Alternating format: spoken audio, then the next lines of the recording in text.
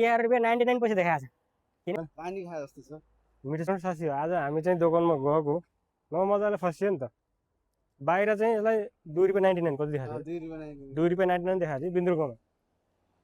तर बिल आएर हेरिसकेपछि यसलाई मात्रै 11 रुपियाँ 99 पैसा देखाएको छ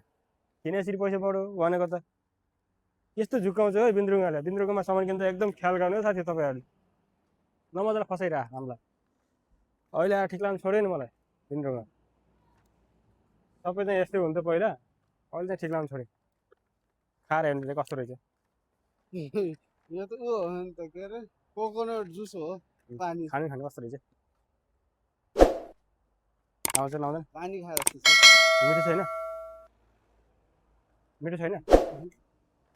यस्तो छ क्या प्रब्लम चाहिँ यो रहेछ क्या यहाँको युरोपको फसाउने यसरी फसाउने चाहिँ केमा हुन्छ भने ल साथी जानकारीको लागि है तपाईँहरू